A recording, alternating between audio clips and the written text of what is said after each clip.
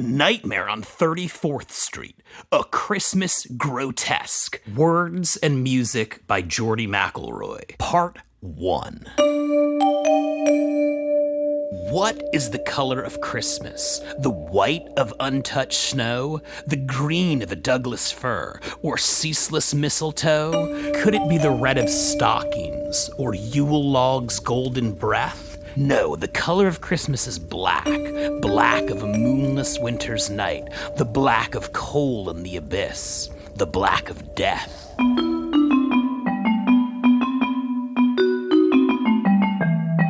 Koopman's Department Store presents the 12 Days of Christmas Grand Parade to City Conveyed. This season, big business. Announcer from Channel 13, Mike picked up Howling Wind, Nor'easter of the Century, from Greenland rolling in. Each float branded to perfection, each with a sponsored theme. Frankenstein gingerbread houses, Toscani nativity scenes. They rolled along 34th Street up to Koopman's revolving door, where Steve and his wife Portia throned, king and queen of the store.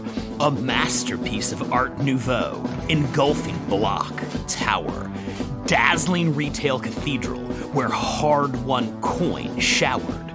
The windows full of season's displays, gorgeous crystalline glass, each winter fantasies available for cash. Announcer spoke up. Here she comes. It's Mercedes Koopman, Steve and Portia's only daughter, with her vocal debut. The preteen rode high on a float, promoting her own brand, hawking neon fast fashion, and song without a band. Just as Mercedes started up, before her vocals dropped, announcer said, "Wait, here comes Santa Claus, and he's coming in hot." Santa revved red convertible. Madness flashed in his eyes. He aimed full speed at Koopman's store. Mercedes forced to dive. The crash destroyed the singer's float as Santa stripped his clothes, revealing a Satan suit beneath. To the crowd he exposed something from out of his waistband, from crotch depth fustiness. He waved it around and yodeled, "The hammer of justice!" With hardware Santa screaming, "You bourgeois pigs must die! This one goes out to you, my pearl, blue-haired girl, averted eyes." He raised the groin-secreted tool, shattered Koopman's displays, screamed about theory of labor and radical cliches. Christian protesters turned their backs. So-called allies turned tail. Couldn't even rally the winos. Alone, his riot failed. Just then, behind them, explosion. Mercedes' float caught fire. Her fast fashion went up in flames, sizzling cheap attire. And yet, her vocals still running, spinning like an axle-rod. Santa screaming, "Revolution!" wrangled by cattle prod. The nor'easter winds blew wicked, toppling cameras smashed. As cops hauled off Santa Claus, video cut to black.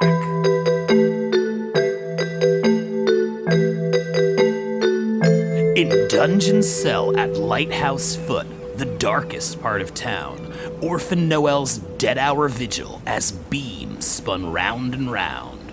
13 years through barbs and barbed wire, St. Nick's School's stagnant view, the dump trash barges and canneries. But tonight, something new?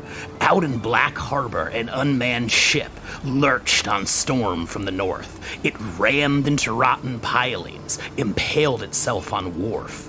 Figure in seal furs rode life raft into a shadowed drain where the refuse of the city spewed the gaping sewer main. Noelle sang her hopes of Christmas. Gnawing weight made her sick. She longed to be at the North Pole, reconnect with St. Nick. The 25th was her birthday, only 12 days away, when she would graduate from here, head home on reindeer sleigh. As long as she could remember, Noelle pursued one goal, to be the best in the stable, to work and do as told. Her dream, making St. Nick shine, to bask in his glow cast on her. She was willing to die for him, her lord and her master.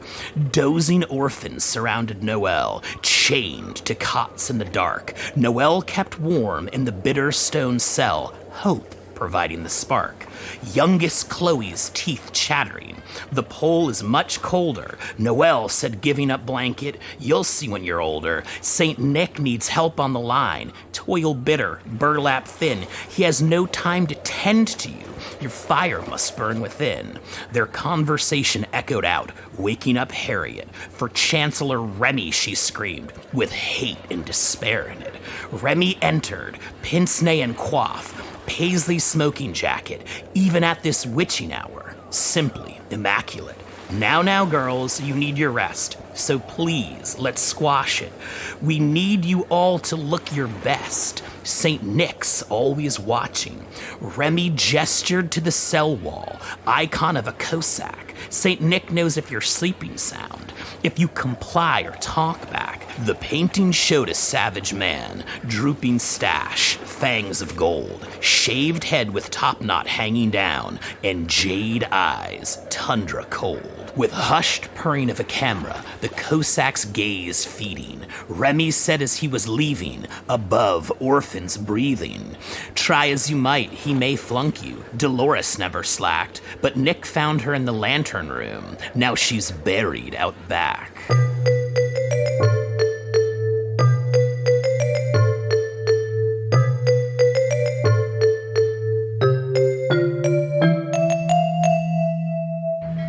Lieutenant Dunn arrived at the wharf, screamed at Harbor Patrol, snuffed his smoke into their coffee, and ganked their donut holes.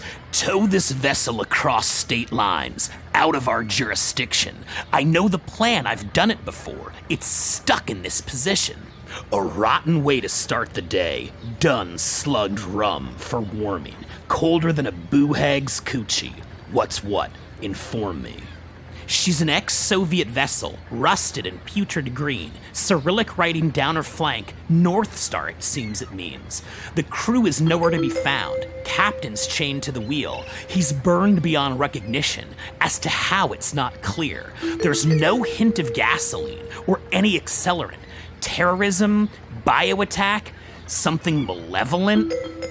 They led Dunn to the cargo hold and stared into darkness. Bone upon bone, way down below, countless beast carcasses.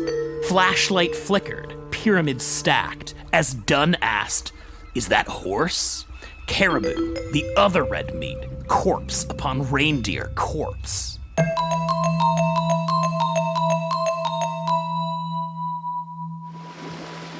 At 4 a.m., the orphans woke to storm bell clattering and gathered round for daily routine in burlap sacks unflattering. Noelle set her course on Polaris and worked with diligence. The only thing more impressive was Harriet's vigilance. Noelle strove to be the best, St. Nick's #1 girl, so Harriet hated her guts, her face, and all those curls. The laziest orphan at the school, Harriet 13 too. St. Nick had room for one top girl. Noelle just would not do. Revenge filled Harriet's daydreams, slights real and imagined, waited for Noelle to slip up, spite her only passion. Remy spoke of North Pole visions as girls ate cold fish gruel. He sipped champagne and lectured on manners of the old school, dabbed his mustache with a napkin, gave diatribes on forks. His knife work was spectacular, his banter fireworks. Taught what plate to anticipate, which spoon they must use, which bad habits would start to grate, which cocktail glass to choose. Soon you'll dine on gumdrop biscuits and gingerbread porridge, candy cane juice, sugar plum pies, North Pole's standard forage. Remy lusted for finer things. Crates piled high filled his room. Beamed up luxuries with deceit. On rocks, ships met their doom. Stack upon stack, contraband piles, stores of delicacies. seized from shipwrecks he salvaged, the false beam's legacies.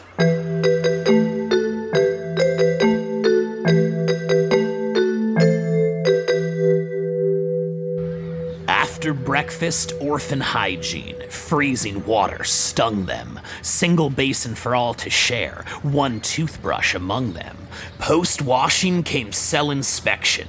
Tidy up cots and dress. Burlap sacks, straw mats worn threadbare. Hard not to look a mess. Then Remy would walk down the line. Grace starts with how you stand. Examine smiles, clothes, and posture, but focused on their hands. Those hands, those tiny orphan hands, innocent and fragile, the engine of this operation, so nimble and agile.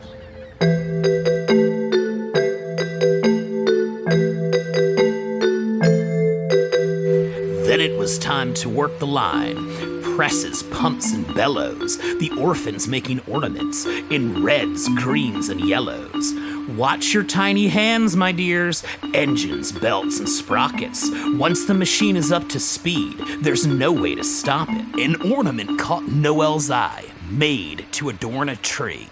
If they look magnificent there, how good they'd look on me. She hung a pair upon her ears and searched her reflection. She struck a pose among some hoes, flashing bold impression. But Harriet caught her off guard, too stealthy to be seen. Her rival tried to get revenge, hand ground in the machine. But Noelle smelled Harriet's breath, turned into crooked smile. A shove had her tumble on down, ornaments defiled. Remy screamed, Noelle, to the pit. Think you can replace this? You have ample time to think on your place and what grace is.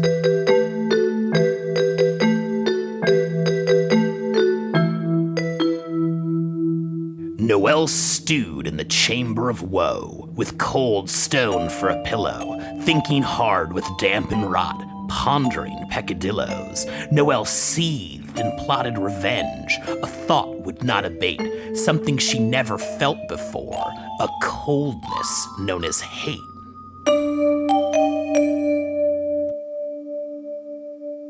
Back in Koopman's duplex penthouse, the family stared aghast. Replaying parade fiasco, a couple hours passed.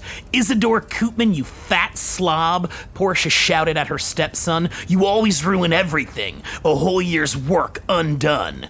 Izzy squeezed into a love seat, admiring his work. The shiftless 32-year-old responded with a smirk. Christmas is bunk, a hollow lie, a mere capitalist fraud. Consciousness needed to be raised. I employed shock and awe. Koopman's is a family affair. That's why we hired you. Now the union is furious. What could have inspired you? What do you mean you don't know? Everything confessed to. I laid it out elegantly. Didn't you read my manifesto? Do you mean that pile of scrap paper? Those crayons, scribblings? Flo the nanny said. I read it. Not very convincing. You were nothing but a buffoon. You spoiled my parade, befouled your sister's vocal debut, shattered peerless displays. See those children down there below? They're waiting for Santa. Each one represents cold, hard cash. Please tell us your plan to find a replacement for the man this late in the season. The union is blackballing us, hiring you treason. Portia departed with a sigh, leaving father and son. I'll never give up on you, boy. There's still work to be done. So tell me what's next. What's your plan? You know I can't fire you. What job is best for your passions? Tell me what inspires you. Izzy, what is it you want? Steve asked his firstborn son. The only thing I crave, justice. Easier said than done. Koopman's is a family operation. Even if things get hard, how much damage could you get into as security guard?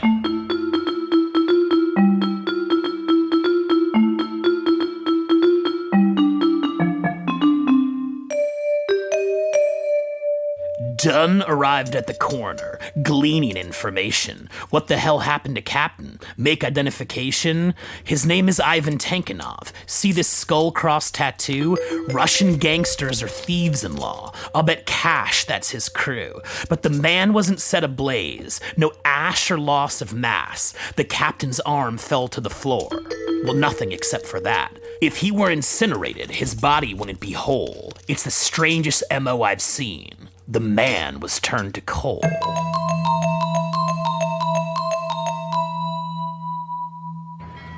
Orphan Protective Services, aka OPS, arrived at St. Nick's Home for Girls, seasoned to get beaks wet.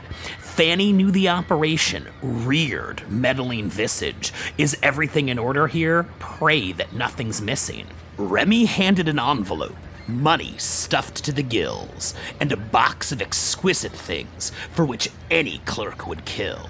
With cold champagne and beluga, gels and back massagers, silken gowns, bubbles of down, weight of gold a bother. Seems that everything's in order, Fanny said of her haul. Orphans helped escort her out. No one could carry it all. Remy saw Fanny out. Bon voyage, mon chéri. Pleasure doing business with you. Share bounty of the sea. Noelle helped carry heavy load. Fanny asked Chancellor, "Do you know about that wharf wreck? Was that your disaster?" Remy had heard about the vessel, impaled upon the docks. That's not the product of my beam. My victims kiss the rocks. Downtown, Dunn met with forensics. Thoughts on skull cross tattoo? Modification expert said. Popped up a time or two. Siberian organized crime, taking over rackets, go by the name of Gulag Gang, with black magic tactics. What becomes of their rival crews? Are they turned into coal? Hexcraft, hypnosis, and chainsaws. Preferred methods, I'm told. A boogeyman runs the gang. Some shaman heads the clique. Others say he's the devil, but his street name? Saint Nick.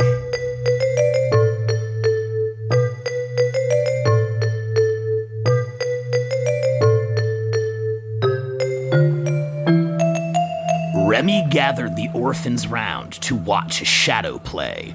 Cast with roving lighthouse beam, one rule you must obey. Whatever you do, here, my dears, no chance you'll be forgiven. Don't even think to climb these stairs. Lantern rooms forbidden. Silhouette visions cast on the rats. Out on the docks all crumbling.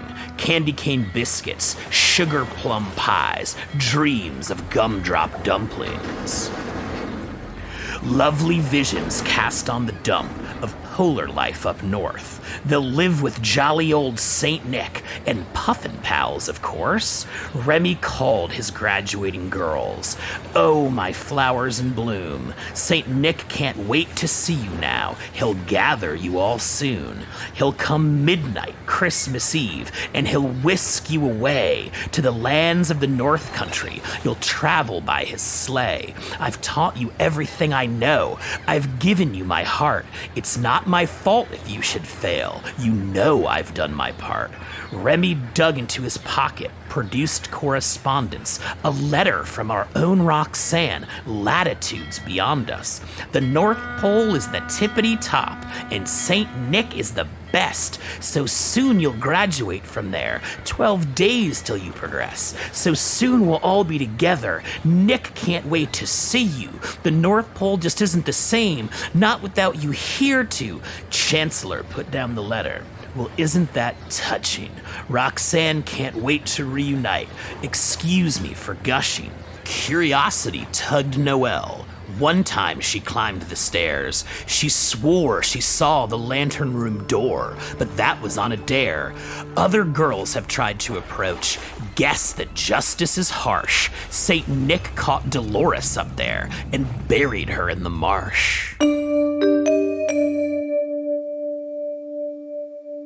The coroner pulled Dunn aside. Best secret Santa met. Dunn stared in disbelief. The game hasn't started yet. You're kidding me. Coroner shocked. Perfect in all respects. Assumed crew paying homage to the legend of Knecht Ruprecht. What do you mean, Ruprecht? Dunn asked. It's just an old wives' tale. My babushka used to tell us, make sure good sense prevailed. Knecht Ruprecht is a boogeyman who comes on coldest years. With an empty eye turns sinners coal, floods wicked hearts with fear. I thought you were playing a joke. I guess I wasn't right. Dunn said, "Go ship captain's not ours. Secret Santa starts tonight."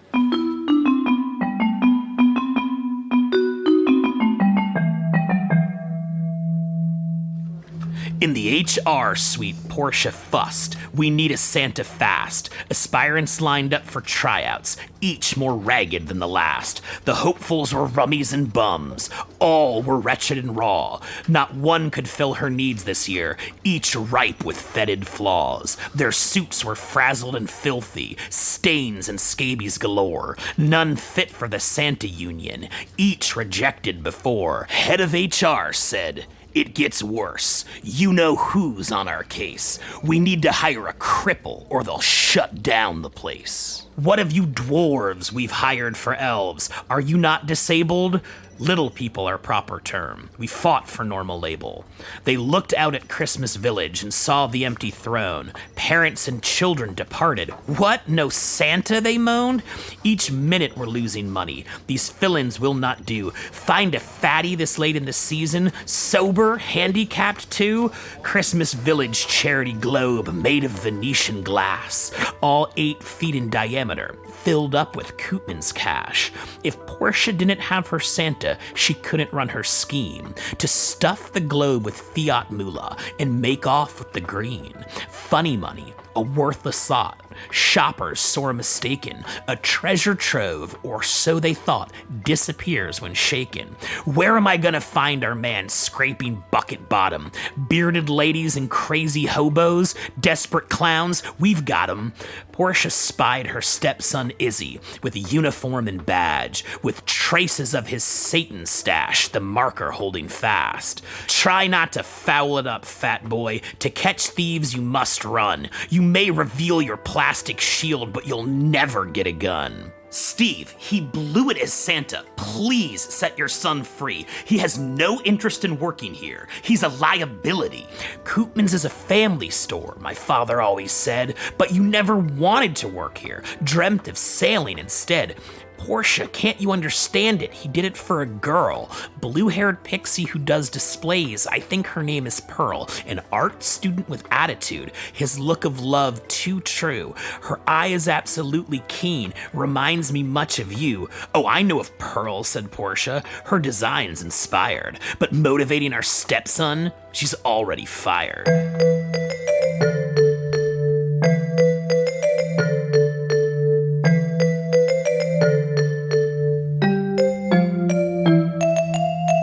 Dunn arrived for Secret Santa at North Pole Gentlemen's Club.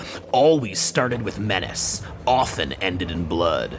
Inside was a Christmas nightmare beyond the law's control. Sad girls looked barely legal here. Strippers on candy cane poles. Sullen elves served Christmas cocktails. Industrial carols boomed. Deep within the recesses, past the eggnog room, amassed a cabal of killer cops, each one to pick a name. Annual Christmas tradition, the Secret Santa game. "Let's see who's on the naughty list," green-eyed Sergeant Cole said. They all drew names from Santa's hat. Each pick would soon be dead. Dunn stared at the name he had drawn.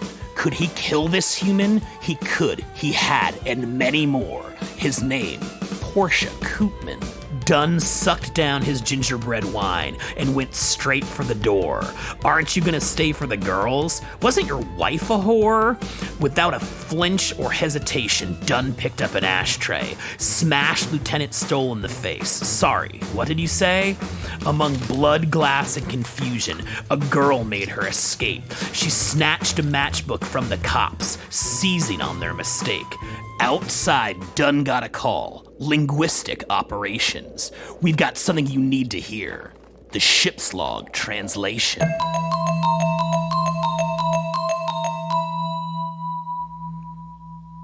At first we thought it was Chuvash, but it's a rarer tongue. From frozen lands north of north, this ancient dialect comes, forgotten Sami patois, with calls from wolves and birds. Until we ran it through AI, couldn't translate a word.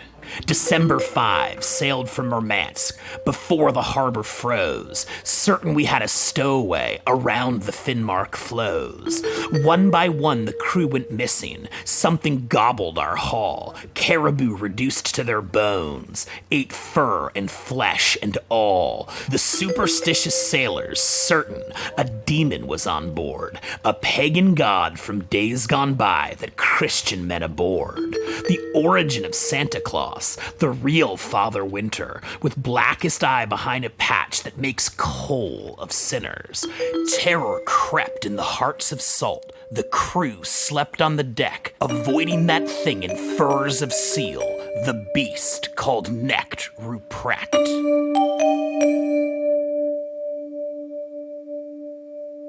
A figure in spotted seal fur roamed through city streets, came upon Koopman's smashed display, cracked reflection increased.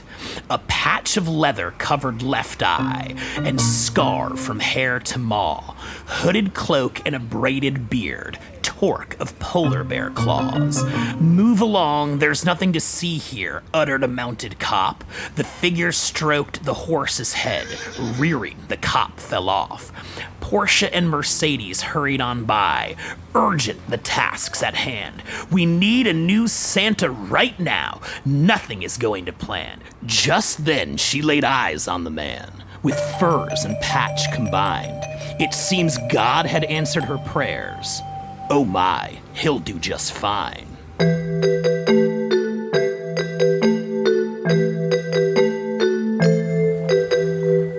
At St. Nick's home for orphan girls, Christmas was a success. Trucks lined up for merchandise, but Noel was perplexed. Why does St. Nick need all these trucks? What do his reindeer do? Remy finished off his champagne. He's saving them for you. Red-faced, he toasted to riches, the season nearing its end. The brats would soon be out of here. No more need to pretend. Blanketed by forces on high, OPS and St. Nick, Remy drifted into drunken sleep, not knowing Earth would shift. Noelle sang to Polaris and told of her North Pole plans. Then she swore she saw a phantom, her dear old friend Roxanne. Roxanne, now you've returned. What brings you back to us? Aren't those hot pants freezing with fishnets? Are you nuts? What's become of your youth and glow? Makeup looking ragged. Is the North Pole really that cold? Now you're raw and haggard. What's become of your fine red hair? Now you're a platinum blonde. How do you work with those talon nails? Do you have a wig on? Noelle, pipe down. Please just listen. No time to waste. Beware. The North Pole is not what you think. Help get me out of there. Now here's the truth. They'll steal your youth, exposing you to heat, drain you so dry, no tears to cry, making you just like me. Did you take St. Nick's reindeer here? No, a Zodiac boat, but officers have been shooting at me, so now it no longer floats. They're on my trail in hot pursuit. If caught, I can't resist. They're cops, I don't know who to trust, hunting me down for this. She handed Noelle a matchbook with fingerprints and blood, a list of names the clique will kill from North Pole Gentlemen's Club. You've got to take this list for me. Noelle, I need your help. Don't trust me about the North Pole? Go see it for yourself. Just then, some men in uniforms grabbed Roxanne by the arm. Their badges showed in lighthouse glow, and poof, Roxanne was gone. Noelle had to climb lighthouse stairs. Was what Roxanne said true? She had to enter Lantern Room to get a clearer view, but Remy had the only key he wore around his neck, on platinum chain from ship that strayed on rocky island wrecked. The plan was set in motion, Noelle silent, creeping. Round the bend Harriet saw her, near where Remy was sleeping. Snoring low, deep champagne dreaming, dead motionless like lead, she lifted the key off Remy's chest and peeled it round his head. Climbed the steps to lantern room door, slipped the lock, turned the key, entered in upon blinding light. Harriet cried, "Remy!" Noelle dazed above the harbor. The plan had gone awry. She couldn't make anything out, slowly adjusting eyes. Then her world came into focus. Dumps, canneries, barges, yachts wrecked on rocks below, neon down by the marshes. The signs lit up a darkened spot, walls the color of coal. Uniformed men filled the lot, a strip club called North Pole.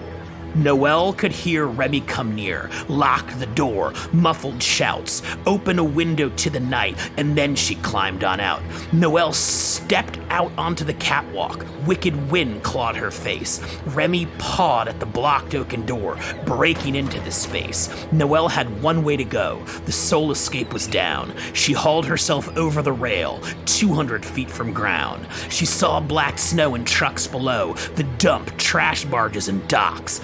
Flashing glow from North Pole and hungry, jagged rocks hanging from the coldest steel that brutalized her strain. Remy rushed, huffed, "That's far enough." She caught dangling chain. Noelle swung a pendulum arc and nearly hit a nest, but shifted her weight veering wide and gave the birds a rest. She climbed on down and found a landing, resting on the hoist, when all of a sudden from up above, she heard an orphan's voice. Chloe was climbing down the chain. The little girl got stuck high above the howling swell, and Noelle's changing luck. "Chloe, get back! It's not safe here!" Noelle's voice lost to the wind. Chloe tried to listen to sense. Remy was closing in. "But Noelle, I want to follow you. I want to see St. Nick, but now I'm stuck on this chain and the height has got me sick." Had Noelle not stopped for the girl, she would have plunged to earth, with Remy and the rusted chain, gobbled by toothsome surf. He viced down tight with all his might, but plunged with just 3 words. He slipped as pigeons picked his grip, and he cried, "Damn you birds!" Remy plunged into darkness, swallowed by the shadows, broken body disappearing, savage rocks his gallows. Noelle made it down to the ground and hid away among the trucks. She stowed away in cardboard lay and wished Chloe good luck. The truck pulled out of the barbed wire gate as lighthouse beam illumined. Painted name on vehicle's side, some store known as Koopman's.